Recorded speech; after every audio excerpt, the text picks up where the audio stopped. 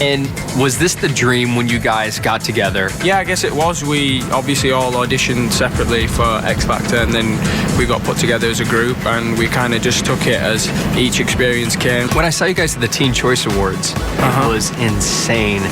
The swarm of people, just when you weren't even on stage. How do you get used to that? It's not something you really get used to. It's something that takes a bit of time for you to get your head around, and you're like, okay, this is what I'm doing now. But it's just, I guess it's just crazy, and you just take it as each day comes, and you just try to have as much fun with it as you can. I saw an interview recently where you have a harder time with the fame. Why is that? I don't think it's necessarily I have a harder time with it. It was just something that took a bit of time for me to get my head around, which obviously is normal for anybody, I guess. You know, it's not something that is a normal thing to be doing, so it took a bit of time.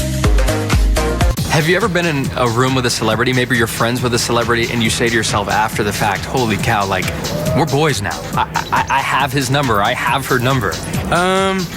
Yeah, there is times where it's just a bit surreal even to be just sat in a room with this, you know, the sort of people that you've seen on TV growing up. Like, I remember thinking about the VMAs and where we were sat at the VMAs, like Rihanna was sat in front of us, and like we had Wiz Khalifa sat behind us, and we were just a bit like, wow, this is crazy. But yeah, that never really sinks in either. You always kind of feel like the new kids, and you're like, okay, we'll just sit here, Rihanna's over there.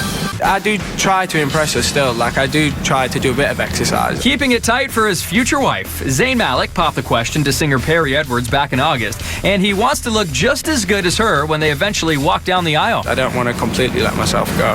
Is there any time to even start planning the wedding? Yeah, well, maybe when I get my time off, we can start talking about that, but we haven't really started planning anything yet, so that's all exciting, and we've got that to look forward to. That'll be cool. Was there anything that you wrote about that means or has extra meaning to you in this album? Any song? I think just a general growing up with the lyrics, like we just wanted to kind of talk about things that we'd been up to, and like we just try to do that as much as we can, and hopefully, you know, the fans can tell which songs we try to do that with.